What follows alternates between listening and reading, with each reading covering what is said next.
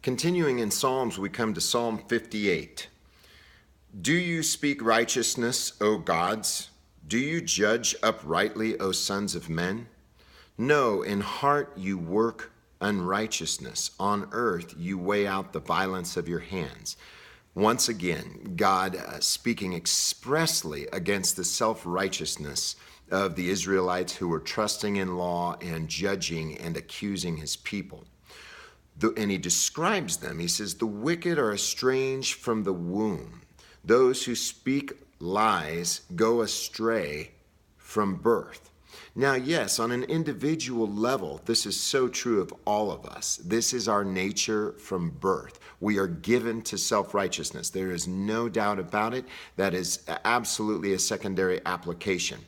You cannot deny it. All you got to do is look at the progress of a child and that child's nature.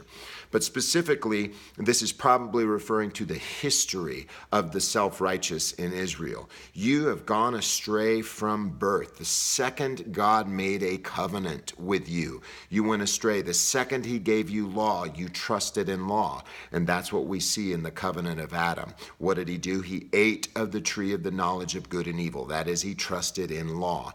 Paul said, I had not known sin except by the law. What is the tree of the knowledge of good and evil? The law. Adam trusted in it. God said, do not trust in it. Here it is, but don't trust in it. Jesus said, eat my flesh, drink my blood. That is, trust in me, rely upon me. But what did Adam and Eve do? They relied upon the law. So that's probably what it means when it says the wicked are estranged from the womb as soon as they are born, speaking lies, going astray from birth. They have venom like the venom of a serpent. And Paul, of course, quotes this in Romans 3. The poison of asps is under their lips, like a deaf cobra that stops up his ear, so that it does not hear the voice of charmers or a skillful caster of spells. Now, we know on an individual basis, apart from Christ, that's true of all of us. Absolutely. There's no possible way we would hear the voice of Christ. It's impossible. We are too given to ourselves, and we do not understand the way of righteousness, which is Christ's cross. We always trust in the way that seems right unto a man, but the way is death. That is our nature. We cannot do otherwise. So secondary application, absolutely.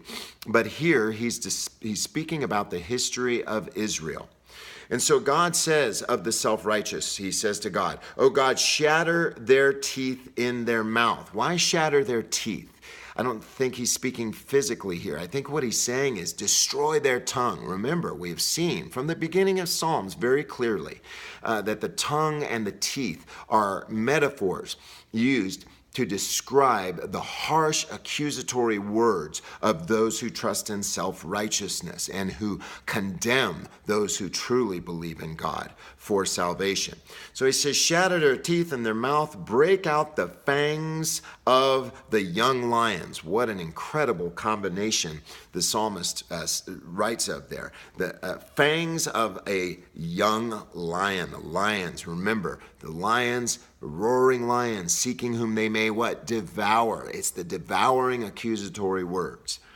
Let them flow away like water that runs off. When he aims his arrows, let them be as headless shafts. Again, the arrows, it says their tongues are like arrows. In other words, let their words fall to the ground. And now, because of the blood of Christ, those accusations do fall to the ground. They have no effect. Again, who shall lay a charge? Who is he that condemns? God says. Who is he that condemns? He says it's God who has justified you. Nothing shall separate us from the love of God. Let them be as a snail which melts away as it goes along, like the miscarriages of a woman which never see the sun. And that really does describe the nature of Israel. The Bible says she brought forth wind. She never brought forth salvation.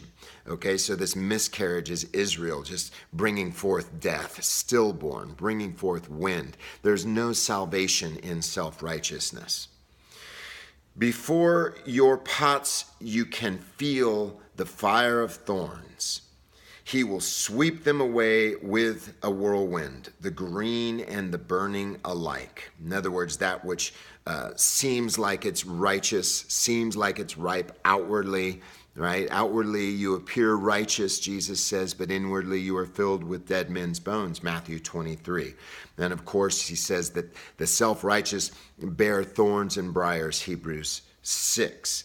The righteous will rejoice when he sees the vengeance. And that's what the apostles saw in the destruction of Jerusalem. They saw the vengeance of God executed through the Roman armies. The Lord, the Bible says in Psalms, the Lord is known by the judgments he executes. He will wash his feet in the blood of the wicked, and that is through the gospel. Through the gospel. When we preach the gospel, there is slaying going on of the self-righteous, and whether that ends up being a perishing or a bringing of life, that is our triumphant victory through the gospel.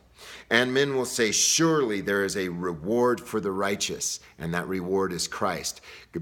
God said to Abraham, I am your exceeding and great reward.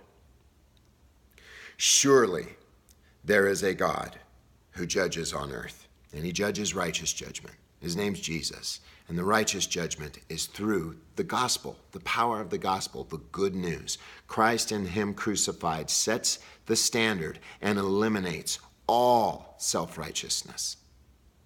So that's Psalm 58.